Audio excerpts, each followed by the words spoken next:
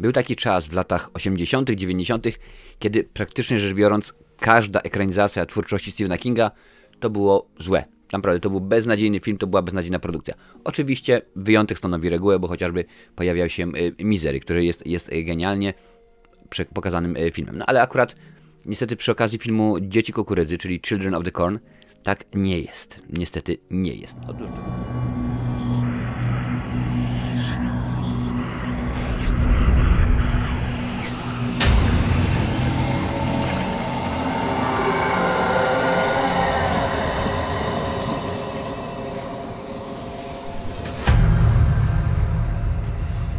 No, fabułę tylko i wyłącznie zarysuję. Mamy dwójkę bohaterów, którzy wjeżdżają do miasta. Tak, no powiedzmy, jadą w pewnym określonym celu. Wiadomo, przed GPS-ami, przed tymi wszystkimi nowinkami technologicznymi na mapie coś zgubili i potrącają dzieciaka. Potrącają dzieciaka, więc trzeba znaleźć jakieś najbliższe miasto, bo to był wypadek. Facet oczywiście, który prowadzi, jest lekarzem. Jego partnerka to Linda Hamilton, tak, ta, która rok później bodajże wystąpi w Terminatorze, więc jeszcze nie jest mega wielką gwiazdą. No i w tym mieście, tak, są tylko i wyłącznie dzieciaki, bo okazuje się, że wszyscy dorośli nie żyją, krótko mówiąc, zostali przez te dzieciaki zabici. No i tam się dalej dzieje, rzeczywiście. Nie będę zdradzał więcej, bo jak dla mnie to, jeżeli jesteś fanem twórczości Stephena Kinga, to jest postać, to jest pozycja dla ciebie obowiązkowa, trzeba obejrzeć. Ja ten film obejrzałem również drugą część i widzisz, a właściwie raczej słyszysz, co ta produkcja mi zrobiła, po prostu jestem zmasakrowany, a będzie jeszcze gorzej. No bo domyślam się, że rzadko tak jest, że powiedzmy druga, trzecia, czwarta, piąta i 11, tak jak w tym przypadku część filmu jest lepsza niż oryginał, a oryginał już był powiedzmy niekoniecznie super świetnie. Jeżeli chodzi o postacie, bo o fabule więcej nie ma co mówić, chociaż troszeczkę jeszcze powiem na koniec, odnośnie tego, który chodzi poza rzędami, czy gdzieś tam powiedzmy poza uprawami, czy jak on tam się zwał po polsku. Dzieciaki rzeczywiście, można powiedzieć, och, tak, pięknie, to wygląda fajnie. No nie specjalnie. Był taki czas właśnie w latach 80., 90. był jeden dzieciak, który tak naprawdę w każdym horrorze występował. No pojawił się m.in. w Cmentarzu dla zwierząt, czy chociażby w Nowym Koszmarze Wesa Cravena, ale akurat tutaj go nie ma.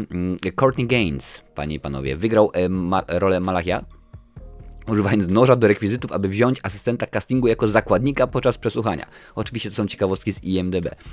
Twierdził, że jednym z największych zaszczytów w jego karierze jest to, że setki ludzi, nawet przyjaciele jego syna, rozpoznają go jako Malakaja i przyznają, że uważają go za przerażającego. Niektórzy przyznali, że jego występ przysporzył im koszmarów. Najwyraźniej nawet jego rodzice byli bardzo zdenerwowani rolą w tym filmie. No rzeczywiście, na pierwszy wygląd on jest straszny. On rzeczywiście jest przerażający, ale tylko i wyłącznie na pierwszy wygląd. Tutaj widzisz go, za mną jest na ikonce. Wygląda ciekawie, ale na tym to się kończy, bo ten film no nie ma wyrazistych postaci, tak? Są głupie postaci, tak to trzeba rzeczywiście powiedzieć. No wiadomo, że 90% tego filmu to są dzieciaki, tak? No oprócz Lindy Hamilton, jej kolegi, no i powiedzmy dżentelmena ze stacji benzynowej nie ma dorosłych, a przynajmniej jest ich niewielu, no i tylko są na początku, no ale rzeczywiście nie są to postacie, no wiesz, skoro mamy film, no to mamy antagonistów, tych złych i my mamy ich nie lubić, no i vice versa, mamy protagonistów, za którymi tak, dawaj radę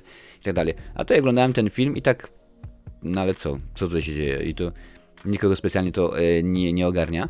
W ogóle jest to oczywiście film na podstawie opowiadania, nie na podstawie książki, ale opowiadania. To, że opowiadania Stephena Kinga mogą świetnie zadziałać jako film, nie chociażby służy, co mieliśmy, Skazani na Shawshank albo Zielona Mila. To są filmy na podstawie opowiadań, ale rzeczywiście Frank Darabont potrafił zrobić świetne kino. A tutaj, no nie dość, że to jest tylko i wyłącznie opowiadanie.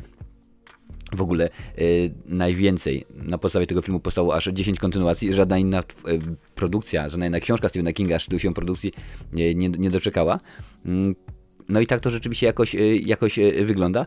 I tutaj no nie jest dobrze. W ogóle tutaj mam napisane, że nasi bohaterowie, kiedy już potrącają tego dzieciaka, mają jechać do Hemingford, bo oczywiście tam im pan na stacji benzynowej mówi, tak, jedźcie tam jest bezpieczne i to jest dokładnie to samo miasto, gdzie próbują się udać bohaterowie filmu, książki Stephena Kinga, Bastion.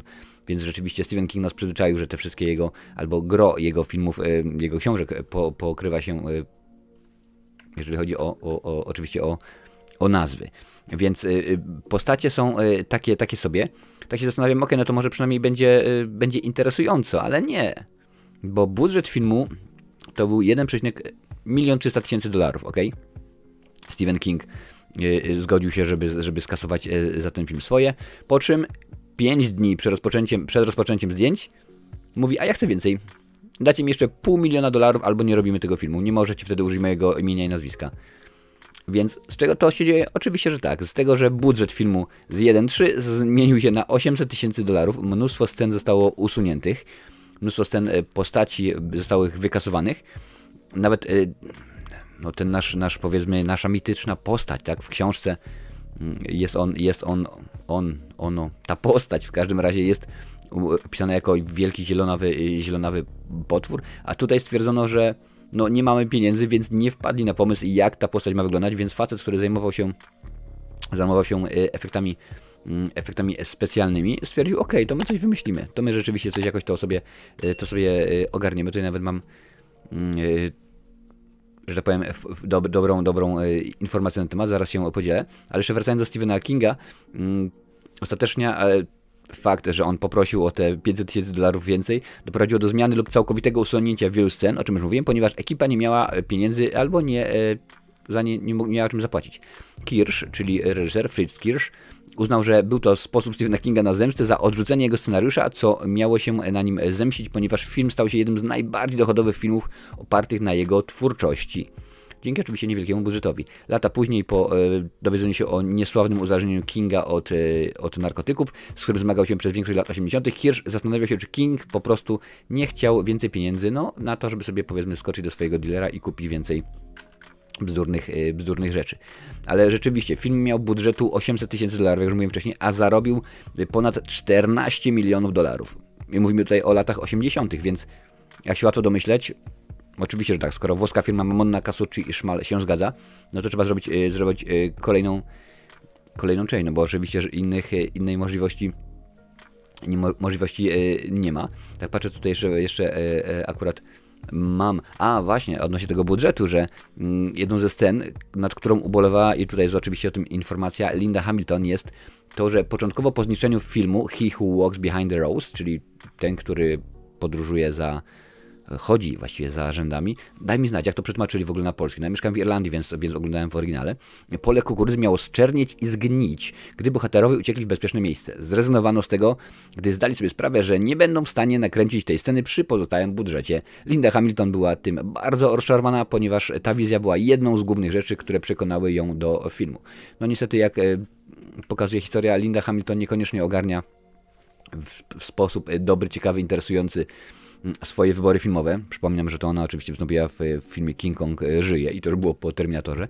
Akurat ten film, omówiony w cyklu Potworne filmy jest, jak najbardziej może sobie sprawdzić, ale nie był rzeczywiście najlepszy, ale chyba rzeczywiście reżyser sobie zdawał sprawę, że musi coś wymyśleć, musi coś rzeczywiście pokombinować, bo inaczej będzie bardzo źle, więc zastosował dużo oczywiście trików, gdzieś tam odnośniki, na przykład ten film, co prawda to nie jest wina ani też zasługa reżysera, ale ten film jest pierwowzorem do jednej z piosenek zespołu, bodajże Testament, także bardzo, bardzo zacna kapela metalowa, więc w porządku, ale kilka rzeczy pozmieniano, no bo oczywiście musiano, to jest adaptacja, pamiętaj, z Hobbita można było zrobić 3 filmy, a z Bitwy 5 Armii, która w książce ma 2,5 strony, zrobiono cały prawie 3 godziny film, więc akurat można to pokombinować, ale stwierdzono, że musimy na coś postawić, co rzeczywiście, żeby było ciekawie, i w scenie, której Vicky śni, że ciało Josepha podnosi się, by ją złapać, chodzi o sytuację, kiedy na początku, tak jak już mówiłem wcześniej, Linda Hamilton wraz ze swoim